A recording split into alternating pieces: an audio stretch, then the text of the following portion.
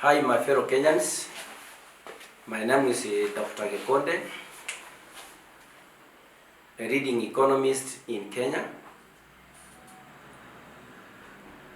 Today I want to talk about the bottom-up model of economic growth and development and why really we want to support it. Of course, we have to understand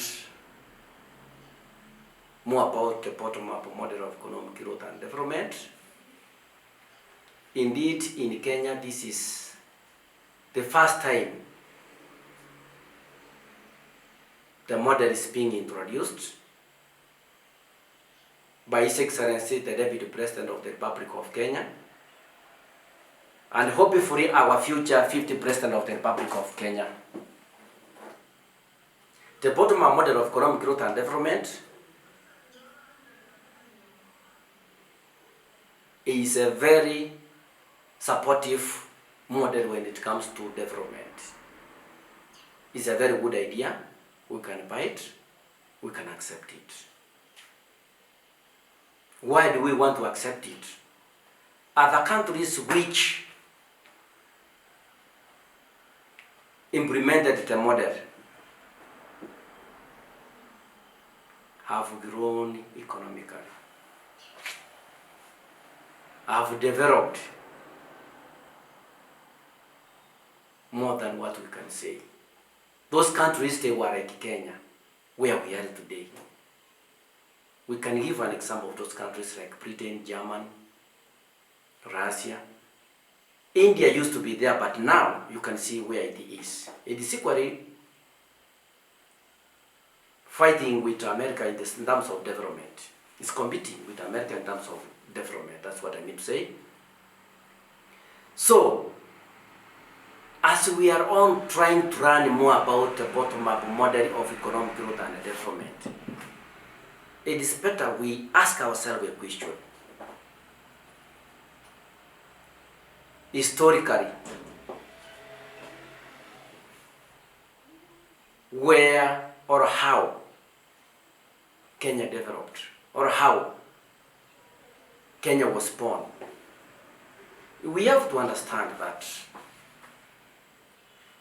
the historical perspective of Kenya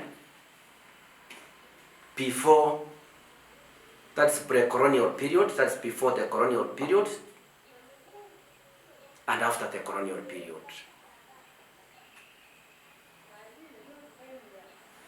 When we talk of before the colonial period,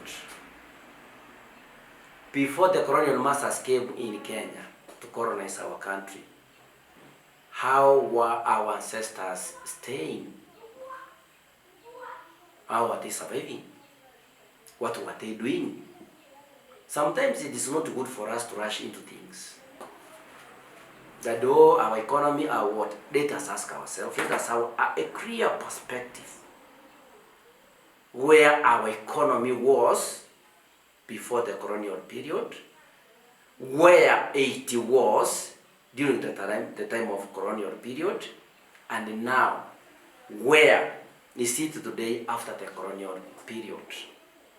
If we can be able to understand that, definitely we can say that indeed we are going to develop economically. Now, let us understand before the colonial period what used to happen. How was life during those days?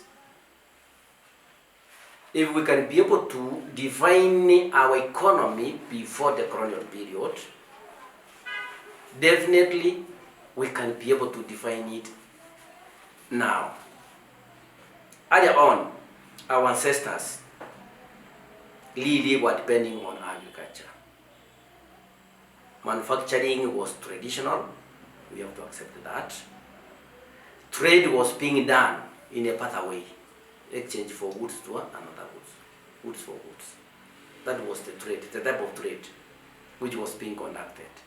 For those people who are good historians, they can be able to understand more about the trans-Saharan trade, the trade during before the colonial masters arrived in Kenya, how was it being conducted, and etc.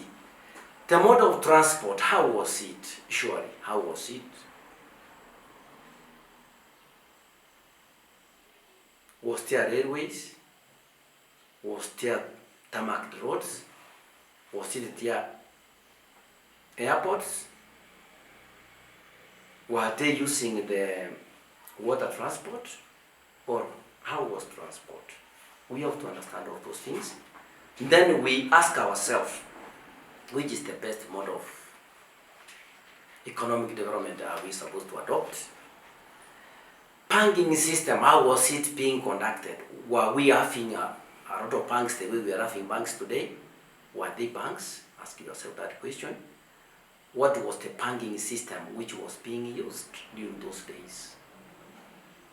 After understanding all those things, what about life? How was life during those days?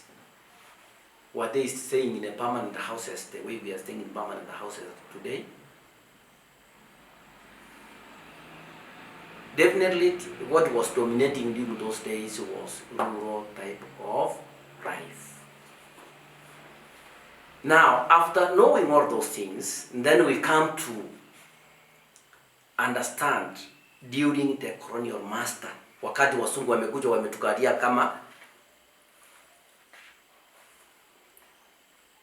wakubwa wetu. During those days, how was life? How was the economy developing? Yes. Now, after understanding that, that is when we can be able to know or to understand more about state of development during those days. How was the economy? Indeed, there was stagnation. The economy was just quiet like water in the vessel. There was no changes. Another thing we have to understand about the stagnation of the economy is reduction, during those days, reduction in per capita income. We have to accept that.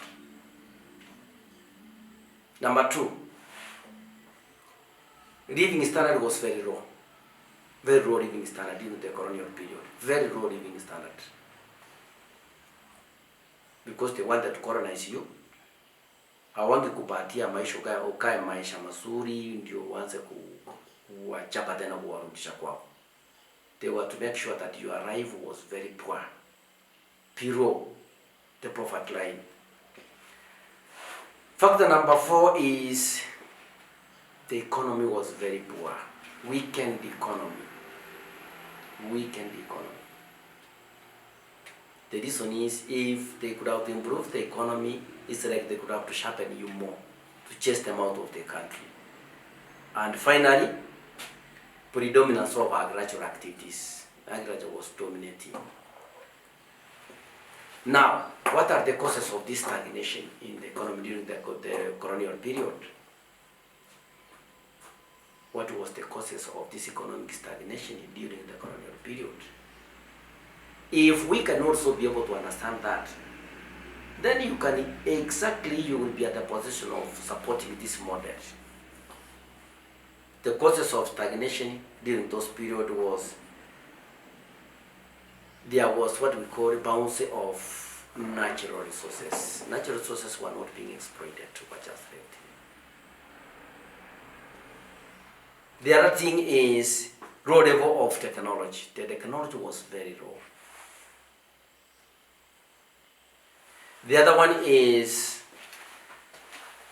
when we talk of technology was very low, before I go to the other point, it means that there was no advancement in technology. There wasn't at all. The other thing we can talk about is the attitude. There was very low attitude in development. Very low attitude. People were not ready to support development. Population pressure was coming up, was spiking.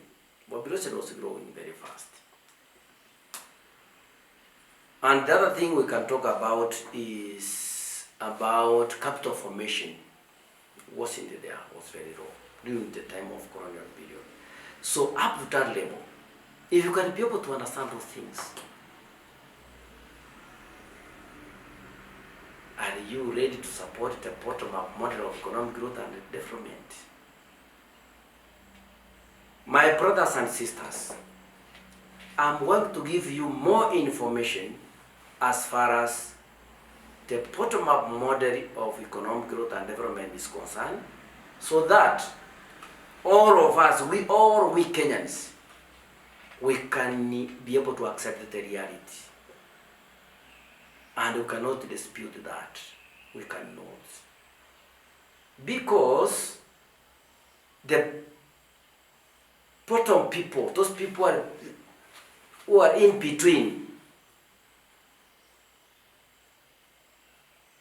the rich, they're supposed to be supported. Unemployed people are supposed to be supported. Uneducated people and unemployed people are supposed to be supported. Educated people and unemployed are supposed to be supported.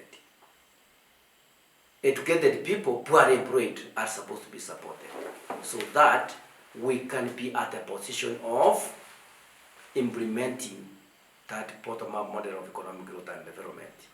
For now, let me say thank you, welcome. Watch more of my clips through my channel, that's YouTube. It's where I'm going to educate people over the same. Next, we'll talk about natural resources. We'll talk about population growth and urbanization in Kenya and how we integrate the model of economic growth and development. We'll talk about population development policy in Kenya and how we integrate it with bottom-up model of economic growth and development. And also, we'll talk about human capital and how we integrate it with bottom-up model of economic growth and development. Finally, we talk about unemployed people in Kenya. Thank you. God bless you, my brothers and sisters.